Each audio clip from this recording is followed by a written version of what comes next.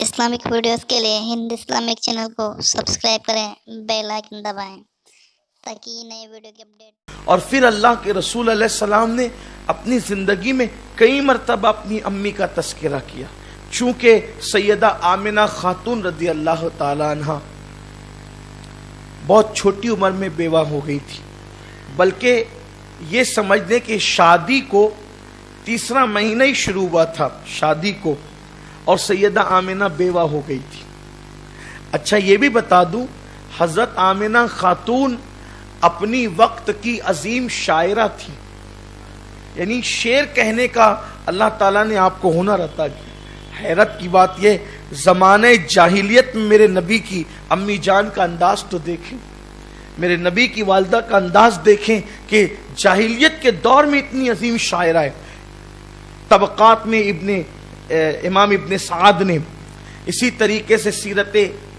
ابن ہشام میں، اسی طرح سے امام قسطلانی نے مواہب اللدنیہ میں سیدہ آمنہ کے اشعار کو باضابطہ طور پہ جب وہ لکھا ہے وہاں انہوں نے کوٹ کیا ہے۔ ابھی انشاءاللہ تعالی ابھی آگے وقت آئے گا تو میں اس کو پڑھوں گا آپ کے سامنے اور پیش کروں گا۔ تو حضور علیہ السلام کی والدہ امی جان ابھی صرف شادی کو تیسرا مہینہ شروع تھا کہ حضرت سیدنا عبداللہ رضی اللہ تعالیٰ کا کاروبار تھا کھجوروں کا، آپ کھجوروں کی تجارت کرتے تھے۔ حضور کے ابا جان سیدنا عبداللہ رضی اللہ تعالیٰ، ان کا کھجوروں کا عمر ان کی کم و بیش تقریباً 18 سے 19 سال کی تھی، حضور کے والد بزرگوار کی، اور ابھی ان کے چہرے پر داڑھی نکلنا شروع ہوئی تھی، یعنی داڑھی نکلی نہیں تھی۔ جیسے نوجوان جب اپنی جوانی اپنے شباب کی طرف بڑھنے لگتی ہے تو کچھ روحیں جو ہے داڑھی پر آنے لگتے ہیں، بس یہی پوزیشن تھی حضرت سیدنا عبداللہ رضی اللہ تعالیٰ کی، اور تجارت تھی آپ کی کھجوروں کی۔ آپ کے والد چونکہ مکے کے سرداروں میں سے تھے، کعبے کے متولی تھے حضرت عبد المطلب رضی اللہ تعالیٰ عنہ، تو تجارت تھی۔ یہ بات بھی مجھے جو ہے وہ تھوڑی سی تکلیف پہنچاتی ہے کہ لوگ یہ کہہ دیتے ہیں کہ بھئی وہ تو بڑے غریب لوگ تھے، بڑے مفلس لوگ تھے، اور بڑے ایسے تھے اور بڑے ویسے تھے۔ یاد رکھنا حضرت عبداللہ کے متعلق دراصل انہوں نے ایک منت مانی تھی۔ منت یہ تھی، حضرت عبد المطلب کی منت یہ تھی کہ اگر جو خانہ کعبہ کی گود میں جو چاہے زمزم ہے، یعنی زمزم کا کنواں ہے کعبۃ اللہ شریف کے مطاف میں، وہ گم ہو گیا ہے، لوگوں نے اس پہ درود شریف پڑھ لی۔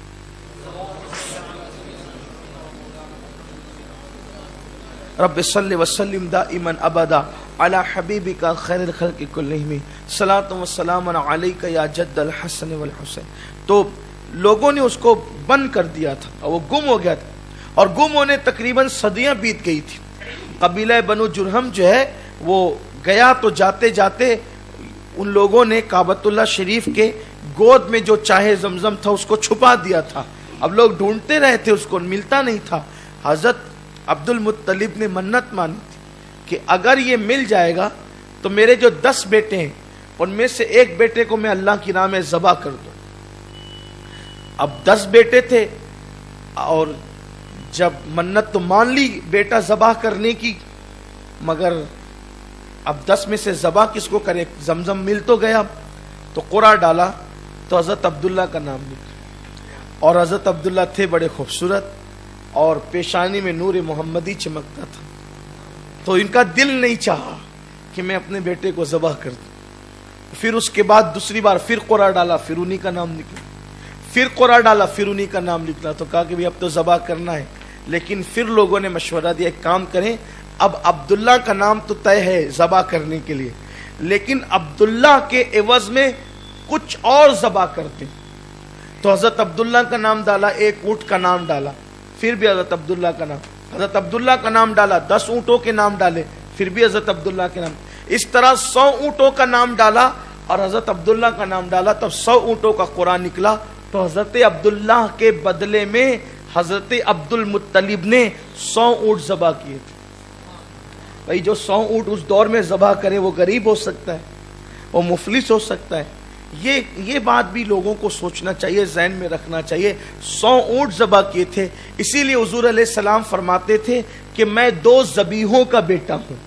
ایک تو اسماعیل ذبیح اللہ اور ایک تو عبداللہ ذبیح اللہ، یہ 2 ذبیحوں کا میں بیٹا ہوں۔ تو حضرت عبداللہ گئے تھے وہاں مدینہ منورہ جو ہے وہ تجارت کے لیے، بلکہ بعض سیرت نگاروں نے لکھا ہے کہ وہ گئے تھے ملک شام تجارت کے، لیکن ان کے ننھیال میں وہ کھجور خریدنے کے لیے رکے، چونکہ مدینہ منورہ ان کا ننھیال تھا۔ جب وہ وہاں پر رکے تو وہیں پر ان کی طبیعت میں جو ہے وہ ایک تغیر پیدا ہوا اور بیماری بڑھی، اور اسی حالت میں حضرت